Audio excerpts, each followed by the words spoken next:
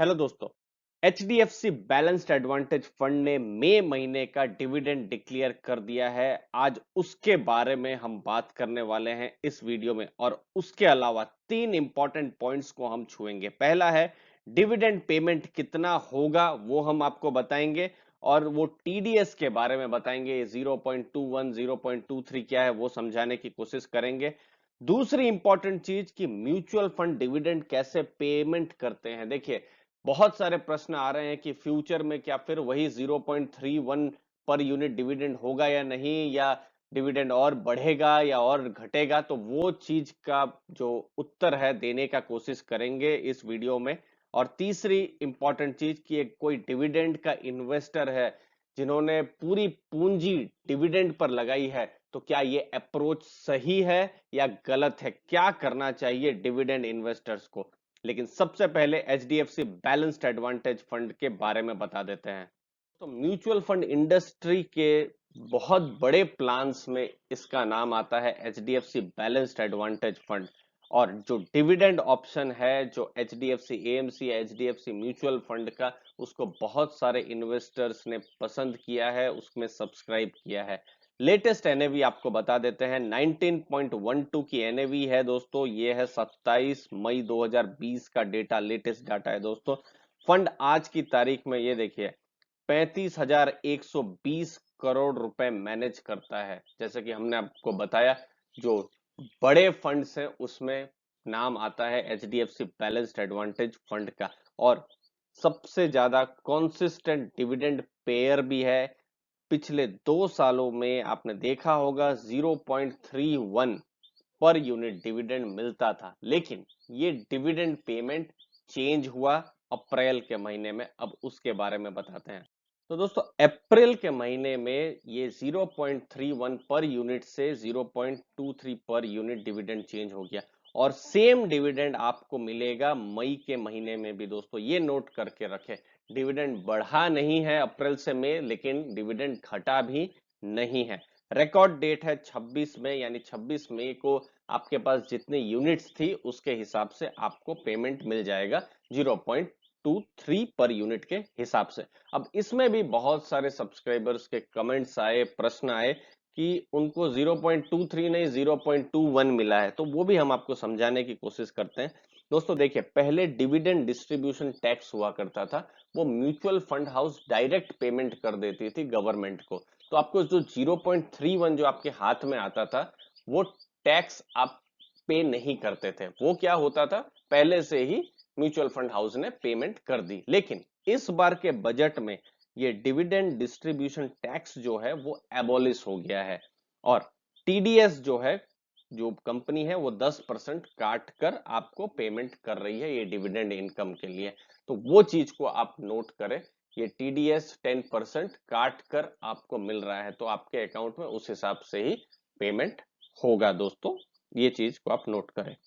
तो आपके बहुत सारे प्रश्न आते हैं कि फ्यूचर में क्या ये डिविडेंड इनकम बढ़ेगा या नहीं बढ़ेगा, तो हम उसका उत्तर देने की कोशिश करते हैं। लेकिन सबसे पहले हम जानते हैं कि म्यूचुअल फंड डिविडेंड कैसे पे करता है। ये देखिए, एचडीएफसी बैलेंस्ड एडवांटेज फंड का आज की तारीख में 82.7% जो पैसा लगा है वो इक्विटीज में लगा है, जो स्टॉक्स है। और 13.8% है वो डेट एलोकेशन में लगा हुआ है। जो डेट है, बॉन्ड्स है, फिक्स्ड इनकम, वहां पर पैसा लगा हुआ है। तो इस हिसाब से आप देख सकते हैं इक्विटी पर बहुत ज्यादा या भारी एलोकेशन है दोस्तों। और ये चूंकि डायनामिक फंड है, तो उस हिसाब से उन्होंने इक्विटी और डेट दोनों में ही इन्वेस्ट किया हुआ है। अब सब कुछ डिपेंड करता है स्टॉक्स और बॉन्ड के परफॉर्मेंस पर। अब देखिए, आप देख सकते हैं यहाँ पर स्टॉक पर बहुत ज्यादा ओवरवेट है। आप देखिए 80% से ज्यादा। तो चूंकि स्टॉक शायद परफॉर्म नहीं कर पा रहे हैं, इसीलिए एक तरीके से आप भी देख रहे हैं कि फंड डिविडेंड नहीं दे पा रहा है। और आप एनएवी भी देखिए बहुत ज्यादा गिरी हुई है, बहुत बढ़ नहीं रही है। आप ये चीज को भी आप नोट करें। सब कुछ डिपेंड करेगा भविष्य में मार्केट के रिवाइवल पर, और तब आपको पता चलेगा कि डिविडेंड 0.23 से 0.31 हुआ है कि नहीं। क्योंकि मार्केट खराब है। जो फंड को भी हमने देखा है, बहुत हद तक फंड ने पैसा लगाया है पीएसयू स्टॉक्स में, जो गवर्नमेंट स्टॉक्स है, तो गवर्नमेंट स्टॉक आज की तारीख में अच्छा परफॉर्म नहीं कर रहे हैं दोस्तों। लेकिन डीप वैल्यू फंड मैनेजर को लगती है कि उनको ये सस्ता मिल रहा है, तो उन्होंने गवर्नमेंट स्टॉक्स लिए हुए हैं जो पीएसयू स्टॉक्स है।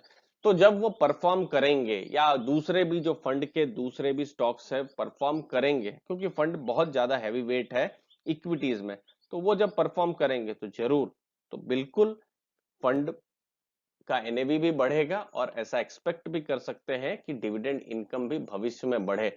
लेकिन सब फिर से हम आपको डिस्क्लेमर दे दें कि सब डिपेंड करता है मार्केट के ऊपर, और मार्केट भी आप समझ के रखिए अगर आप फंडामेंटल इन्वेस्टर है कि अनसर्टेनिटी अगले कम से कम 3-4 महीने तो है ही, क्योंकि लॉकडाउन चल रहा है, इकोनॉमी पर बहुत खासा असर पड़ा है दोस्तों। आरबीआई के गवर्नर ने कह दिया है कि जीडीपी नेगेटिव हो सकती है, तो वो सब चीजों को आप ध्यान में रखें। डिविडेंड एश्योर्ड नहीं होता है। बहुत सारे इन्वेस्टर्स ने इसीलिए भी पैसा लगाया होगा क्योंकि उनको ऐसा लगता होगा कि उनको मंथली डिविडेंड मिलेगा, कांस्टेंट डिविडेंड मिलेगा, और फंड हाउस ने कोशिश भी की है पिछले 2-2.5 साल में पूरा एक 0.31 के हिसाब से कंसिस्टेंट डिविडेंड देना पड़े। लेकिन सब कुछ मार्केट कंडीशन के हिसाब से होता है ये डिविडेंड पेमेंट दोस्तों, तो ये चीज आप ध्यान में रखें। कल मार्केट बहुत खराब हो तो शायद फंड हाउस को डिविडेंड बंद या फिर बिल्कुल कम भी करना पड़ सकता है, तो वो रिस्क को भी आप समझ कर रखें। अब आप एज एन इन्वेस्टर क्या कर सकते हैं? आप दोस्तों अगर एज एन इन्वेस्टर है तो एक जगह पर मंथली डिविडेंड के लिए कभी भी डिपेंडेंट ना रहे। कॉन्सेप्ट है एसेट एलोकेशन का, अपने रिस्क प्रोफाइल के हिसाब से पैसा डालें। सपोज आप एक सीनियर सिटीजन है, आपने अपनी पूरी पूंजी एफडी से हटाकर एचडीएफसी बैलेंस्ड एडवांटेज फंड या किसी दूसरे बैलेंस्ड एडवांटेज फंड में डाल दी, तो वो अप्रोच सही नहीं होगा दोस्त। तो आपको वो चीज समझ में रखनी पड़ेगी। अगर आप यंग इन्वेस्टर है दोस्तों, तो आपका एसेट एलोकेशन हो सकता है, थोड़ा रिस्क आप ले सकते हैं, लेकिन फिर भी सब पैसा एक ही जगह में रखना सही नहीं है। 3-4 ऑप्शंस है, देखिए पोस्ट ऑफिस है, सीनियर सिटीजन स्कीम है, बैलेंस एडवांटेज फंड है, या फिर दूसरी एफडीज भी है दोस्तों। एफडीज चलिए मंथली नहीं देती है पैसा, वो फिर आपको क्वार्टरली देगी या फिर साल में देगी पैसा। लेकिन आप पॉइंट को समझने की कोशिश करें, अगर आपके पास 100 रुपए हैं तो 100 में से 100 रुपए बैलेंस एडवांटेज फंड में डालना सही नहीं है। कुछ पैसे डाले यहाँ पर, कुछ पैसे पोस्ट ऑफिस में, कुछ पैसे किसी दूसरी स्कीम में डाले, अगर आपको मंथली इनकम चाहिए ही तो। इसीलिए मंथली इनकम नहीं चाहिए तो फिर आप रेगुलर प्लान में भी आप इन्वेस्ट करें, या फिर जो इन्वेस्टमेंट के जो दूसरे तरीके हैं वहां पर भी इन्वेस्टमेंट करते रहे। तो अपना सबसे इंपॉर्टेंट जो पॉइंट है यहाँ पर हम आपको बताना चाहते हैं एसेट एलोकेशन का। अगर आप चाहते हैं तो हम एक फ्री ई बुक बना रहे हैं एसेट एलोकेशन पर, तो अगर आपको चाहिए फ्री ई बुक तो हम को कमेंट बॉक्स में जरूर लिखिए एसेट करके, ASSET, तो हम समझ जाएंगे। तो वो जो फ्री बुक है हम जल्दी ही आपको हम पहुंचा देंगे दोस्तों ऑनलाइन। आपने अपना टाइम दिया, आपके टाइम के लिए दोस्तों बहुत बहुत धन्यवाद। वीडियो अच्छा लगा तो जरूर लाइक शेयर सब्सक्राइब कीजिए। Thank you.